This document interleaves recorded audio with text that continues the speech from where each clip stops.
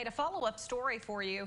Thanks to the generosity of a local church, a veteran who died 6 weeks ago in Detroit, Michigan, has been laid to rest right here in Knoxville. Yes, the graveside service happened a few days ago, but for weeks, the daughter of Curly Slay wasn't sure when or where her father would be buried. Yeah, it's awful. Tonight, WATE 6 on your side consumer reporter Don Dare explains the situation. Turned out to be a classic paperwork snafu that occurred more than 50 years ago.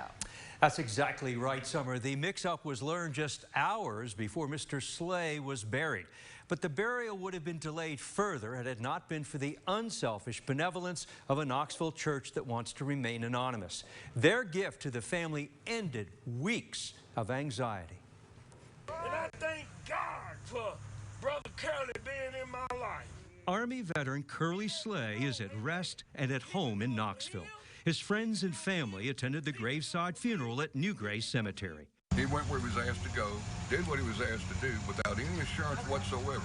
Mike Inman of the Volunteer State Veterans Honor Guard said the country owed Mr. Slay a debt of gratitude for his service. Karen Welsh told us last week her father died at the end of August at his home in Detroit. There had been a brief service in Michigan paid by her dad's insurance policy, but she wanted him home, where he was born and raised and had joined the Army right out of high school.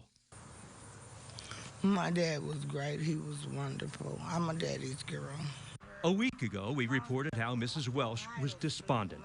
Her father's remains were in Cleveland, Tennessee with Patton Funeral Home, but the burial was delayed. The only thing that is holding us up with this burial is VA is saying that they can't find records of my father being in the Army. She had a copy of her father's discharge from the service when he was known as Curtis Slay. Missing, however, was a DD Form 214, an official separation document for military service. Which this is his birth certificate to show that he was originally born as Curly. The VA's second problem, Mr. Slay's name on some paperwork didn't match. Because the state couldn't verify his status, Curly was ineligible to be buried at the East Tennessee Veterans Cemetery, where there would be no cost. It took weeks for the family to raise money for burial at New Grace Cemetery off Western Avenue in Knoxville. However, Mrs. Welsh needed $600 to open and close the grave. When a local church learned of her dilemma, the money was donated, paid in full, and arrangements were made for New Grace Cemetery. Ready, aim, The former Army private was presented full military honors. His brother and daughter were grateful.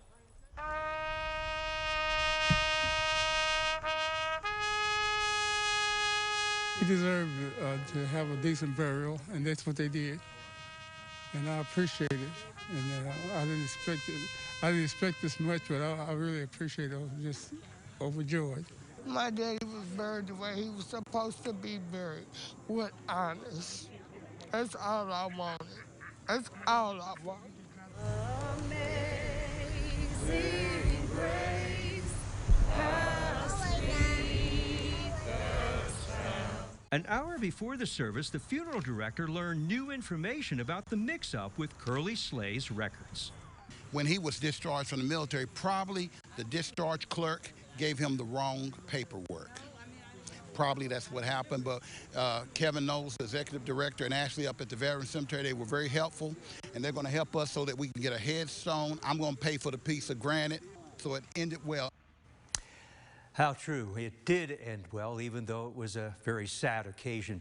Mrs. Welsh is so grateful to that church and the donation it made so that her father could be buried. And Curly's brother, Charles, was equally thankful to the Volunteer State Veterans Honor Guard for providing their dignified military funeral honors. Lori?